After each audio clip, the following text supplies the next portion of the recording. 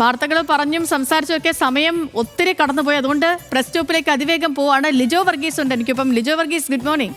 Good morning Sethu. എന്താണ് ഒരു ഉഷാറില്ലായ്മ? നമ്മൾ സ്വാഭാവികമായും ഒരുപാട് വാർത്തകളുള്ള അല്ലെങ്കിൽ വാർത്തകളുടെ കുത്തൊഴുക്കുള്ളൊരു സമയമാണ്. അപ്പോഴും ലോകം മുഴുവൻ ഒരു സ്ഥലത്തേക്ക് ഉറ്റുനോക്കുന്ന ഒരു ദിവസം കൂടിയാണ്. അല്ലെങ്കിൽ ഇന്നലെയൊക്കെ പറഞ്ഞതുപോലെ തന്നെ ഫലസ്തീനിൽ ഗസയിലേക്ക് ഉറ്റുനോക്കുന്നൊരു ദിവസമാണ്. 2 വർഷമായി ഫലസ്തീനിൽ യുദ്ധം തുടങ്ങിയിട്ട്. ഇസ്രായേലും ഹമാസും തമ്മിലുള്ള യുദ്ധം സാധാരണക്കാരായ മനുഷ്യരുടെ പിഞ്ചു കുഞ്ഞുങ്ങളുടെയൊക്കെ ജീവിതം എങ്ങനെയാണ് തകർത്തെറിഞ്ഞതെന്ന് ഇന്ന് പത്രങ്ങൾ നോക്കിയാൽ നമുക്ക് കാണാൻ കഴിയും. മാതൃഭൂമിയിലാണ് ഒന്നാമത്തെ മാസ്റ്റ് ഹെഡിൽ, അതായത് മാതൃഭൂമിയുടെ പേരിനോട് ചേർന്ന് തന്നെ ഇന്ന് ആ വാർത്ത അവർ കൊടുത്തിട്ടുണ്ട്. ലോകം നോക്കി നിന്ന 2 വർഷം എന്നുള്ളതാണ്. ഒന്നും ചെയ്യാൻ കഴിയാതെ ലോകം നോക്കി നിന്ന വർഷമാണ്. തൊട്ടടുത്തൊരു അമ്മ ഒരു കുട്ടിയെ, അതായത് ആ കുട്ടി അങ്ങനെ ആയിപ്പോയതല്ല, അല്ലെങ്കിൽ ജനിച്ചപ്പോൾ അങ്ങനെ ആയിരുന്ന കുട്ടിയല്ല, ഭക്ഷണം കൊടുക്കാൻ കഴിയാതെ എല്ലും തോലുമായൊരു കുട്ടിയുടെ ചിത്രം കൂടി നമുക്ക് അവശയിൽ കാണാം. ഒരുപക്ഷെ 3 വയസ്സോ 4 വയസ്സോ പ്രായമായ ഒരു കുട്ടി വെള്ളത്തിനായി പാത്രവുമായി എടുത്തു പോകുന്നൊരു തൊട്ടടുത്തൊരു ചിത്രം കാണാം. അങ്ങനെ കുട്ടികൾ മരിച്ചത് 19,424 കുട്ടികളാണ് ഗസയിൽ ഈ കഴിഞ്ഞ 2 വർഷത്തിനിടയിൽ കൊല്ലപ്പെട്ടത്. അനാഥരായത് കുട്ടികൾ. അനാഥരായ കുട്ടികളെക്കുറിച്ച് ആലോചിക്കുമ്പോൾ അവരുടെ കണ്ണുനീര്, അവരുടെ ഏങ്ങലടി നമുക്കിങ്ങനെ നമ്മുടെ ചെവിയിൽ കൊള്ളും. 17,000-ഓളം അനാഥരായ കുട്ടികളുണ്ട്. പോഷകാഹാര കുറവ് നേരിടുന്നത് 14,400 കുട്ടികളാണ് എന്നുള്ളതാണ് ഒന്നാമത്തെ പേജിൽ തന്നെ മാതൃഭൂമി കൊടുത്തിരിക്കുന്നത്. അത് ദേശാഭിമാനിയിലേക്ക് വരുമ്പോൾ അതൊരു ഫുൾ പേജ് നമുക്ക് കാണാൻ കഴിയും. പൊറുക്കില്ല എന്നുള്ളതാണ്. നമ്മൾ നേരത്തെ കണ്ട ഉമ്മയും കുഞ്ഞിനെയും കുറേ കൂടി വലിപ്പത്തിൽ കാണാൻ കഴിയും. അവിടെ ഭക്ഷണത്തിനായി നിലവിളിക്കുന്ന കുട്ടികളുടെ മുഖം കാണാൻ കഴിയുന്ന ഒരു വംശഹത്യയുടെ 2 ആണ്ട് കൊല്ലപ്പെട്ടവർ 67,160 എന്നെഴുതിയ ലോകം ഗസയ്ക്കൊപ്പം എന്ന് പറയുന്നത് ഒരു മൺചീന്ത് ഇങ്ങനെ ചോര വാർക്കുകയാണ്. കുഞ്ഞുങ്ങൾ മരിച്ചു വീടുകൊണ്ടേയിരിക്കുന്നു. അമ്മമാരുടെ നിലവിളികൾ ഒടുങ്ങുന്നതേയില്ല. കരയാൻ പോലും അശക്തരായ പട്ടിണിക്കോലങ്ങൾ ഒരിറ്റു വെള്ളത്തിനായി കേഴുമ്പോൾ അന്നം തേടിയെത്തുന്നവരുടെ നെഞ്ചിലേക്ക് ഉന്നം തെറ്റാതെ തോക്ക് ചൂണ്ടി കാഞ്ചി വലിക്കുന്ന സയനിസ്റ്റ് ഭീകരതയുടെ സമാനതകളില്ലാത്ത നരവേട്ട തുടരുന്നു എന്നാണ് ദേശാഭിമാനി ഇന്ന് 1-ാം പേജിൽ എഴുതിയിരിക്കുന്നത്. അതാണ് ഇന്ന് ദേശാഭിമാനിയിലെ ആ വാർത്ത കൊടുത്തിരിക്കുന്നത്. സുപ്രഭാതത്തിലേക്ക് വരുമ്പോൾ അതിലൊരു പ്രതീക്ഷയുടെ ഒരു നുറുങ്ങുവെട്ടം ഉണ്ട്. ഒരു ചന്ദ്രബിംബം നമുക്ക് കാണാൻ കഴിയും. ഗസ ഭൂപടത്തിൽ നിന്ന് തുടച്ചു നീക്കപ്പെടുന്ന ഒരു നാട് എന്നുള്ളതാണ്. അതിലും കാണാം ആ കുട്ടിയെ. അങ്ങനെ ഈ പറഞ്ഞ ദുരന്തത്തിൻ്റെ 2 ആണ്ടിനെ കുറിച്ച് സുപ്രഭാതവും അത് ഒരു ഫുൾ പേജ് വാർത്ത ഇന്ന് നൽകിയിട്ടുണ്ട്. അങ്ങനെ ഏതാണ്ട് എല്ലാ പത്രങ്ങളും, മനോരമയുടെ മുൻവശം ഒഴികെ, അല്ലെങ്കിൽ മനോരമയും 1-2 പത്രങ്ങളുടെ മുൻ പേജ് ഒഴികെ ബാക്കി എല്ലാ പത്രങ്ങളിലും 1-ാം പേജ് വാർത്തയായി ഇന്ന് ഈ ഗസയുമായി ബന്ധപ്പെട്ട വാർത്തയുണ്ട്. മനുഷ്യത്വം മരവിച്ചിട്ടില്ലാത്ത മനുഷ്യരൊക്കെ അവിടെ അവർക്കൊപ്പം നിൽക്കും എന്നുള്ളതാണ് നമുക്ക് തോന്നുന്നത്. തിരിച്ച് വീണ്ടും മാതൃഭൂമിയിലേക്ക് വന്നാൽ കേരളത്തിലെ ഇന്നലത്തെ ഏറ്റവും പ്രധാനപ്പെട്ട വാർത്ത എന്ന് പറയുന്നത് സ്വർണ്ണപ്പാളി വിഷയത്തിൽ ഹൈക്കോടതി മറിച്ചു വിറ്റോ എന്നുള്ളതാണ് ഇന്നിപ്പോൾ ചോദിച്ചിരിക്കുന്നത്. മാതൃഭൂമിയുടെ ചോദ്യം അതാണ്. ADGPയുടെ നേതൃത്വത്തിൽ അന്വേഷിക്കണം എന്നുള്ളതാണ്. കോടതിയുടെ നിർദ്ദേശപ്രകാരം അന്വേഷണം എന്നുള്ളതാണ് 1-ാം പേജിൽ വാർത്തയിൽ കൊടുത്തിരിക്കുന്നത്. അയ്യപ്പൻ്റെ സ്വർണം കട്ടവർ അമ്പലം വിഴുങ്ങികളെന്ന ഇന്നലത്തെ പ്രതിപക്ഷത്തിൻ്റെ ഫ്ലെക്സ്, ഒരു പോസ്റ്റർ കൂടി വെച്ചുകൊണ്ടാണ് 1-ാം പേജിൽ ഇന്ന് മാതൃഭൂമി ആ വാർത്ത കൊടുത്തിരിക്കുന്നത്. മനോരമയിലേക്ക് വരുമ്പോൾ ശബരിമല സ്വർണ്ണമോഷണം സ്ഥിരീകരിച്ച് ഹൈക്കോടതി, കട്ടത് തന്നെ എന്നുള്ളതാണ് മനോരമ പറയുന്നത്. യഥാർത്ഥ സ്വർണ്ണപാളികൾ മറിച്ചു വിറ്റിരിക്കാൻ സാധ്യത, തിരിച്ചെത്തിച്ചത് വേറെ ചെമ്പ് പാളികളെന്ന് സംശയം, ക്ഷേത്ര സ്വത്തിൻ്റെ പരിശുദ്ധി ഇല്ലാതാക്കി എന്നുള്ളതാണ്. ഹൈക്കോടതി പ്രത്യേക അന്വേഷണ സംഘത്തെ നിയോഗിച്ചു എന്നടക്കമുള്ള വാർത്ത 1-ാം പേജിൽ വലിയ വാർത്തയായി ഇന്ന് കൊടുത്തിരിക്കുന്നു. സഭ സ്തംഭിപ്പിച്ച് പ്രതിപക്ഷം എന്നുള്ളതാണ്.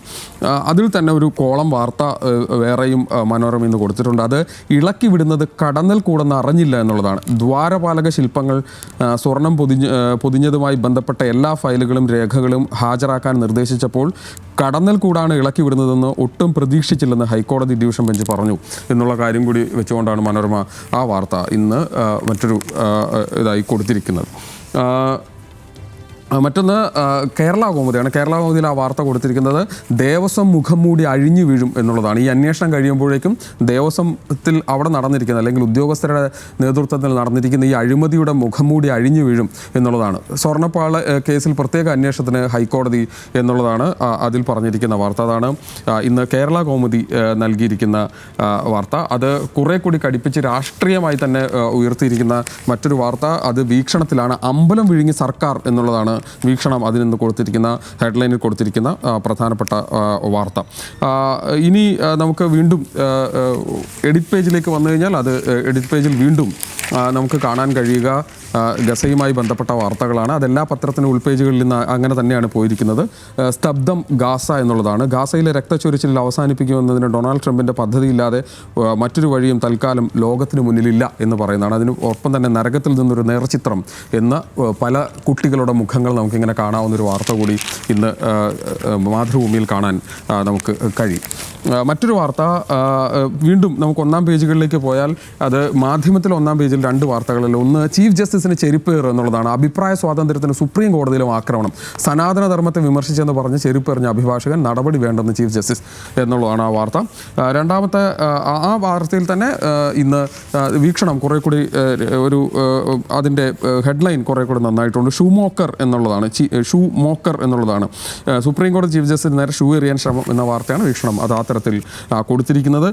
മറ്റൊന്ന് രാഷ്ട്രീയ യുദ്ധത്തിന് കോടതിയെ കരുവാക്കരുത് എന്നുള്ളതാണ് ദേശാഭിമാനിയിൽ ഒരു പ്രധാനപ്പെട്ട വാർത്തയായി കൊടുത്തിരിക്കുന്നത്. അത് മാത്യു കുഴൽനാടനെതിരായി ഇന്നലെ സുപ്രീം കോടതിയിലുണ്ടായ തിരിച്ചടിക്ക് ഉള്ള വാർത്തയാണ്. വിജിലൻസ് അന്വേഷണം വേണമെന്ന ഹർജി തള്ളി 10 ലക്ഷം രൂപ പിഴ ചുമത്തട്ടെ എന്ന് പരിഹസിച്ച ചീഫ് ജസ്റ്റിസ് എന്നുള്ളതാണ് ഒന്നാം പേജിൽ ഇന്ന് ആ വാർത്തയായും ദേശാഭിമാനി കൊടുത്തിരിക്കുന്നത്.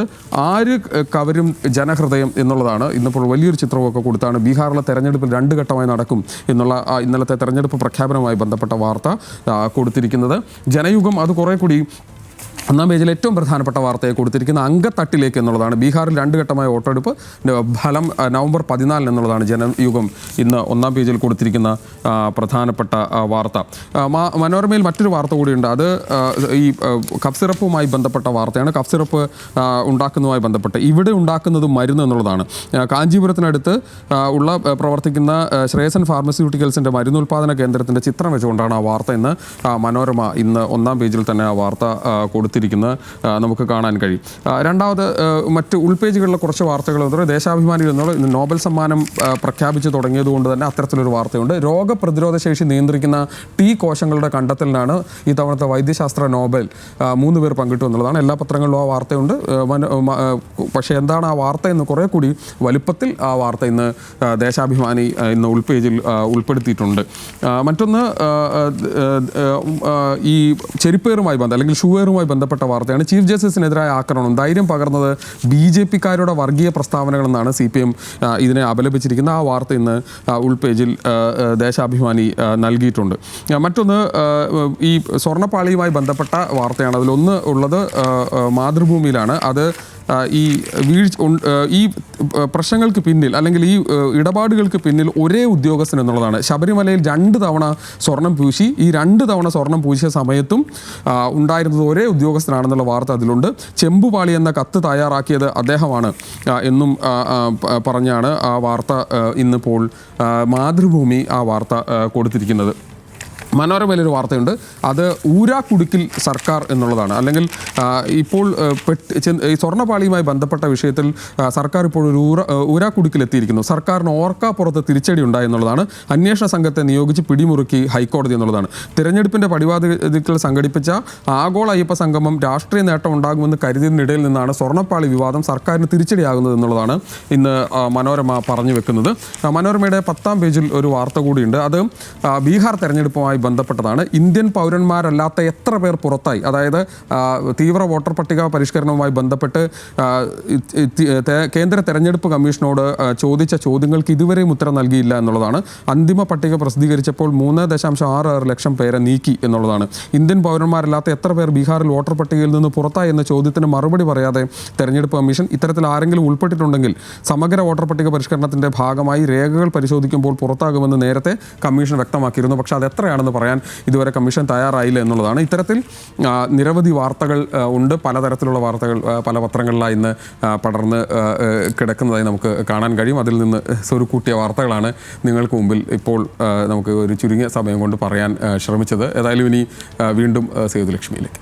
ഓക്കെ ലിജോ, ശരി.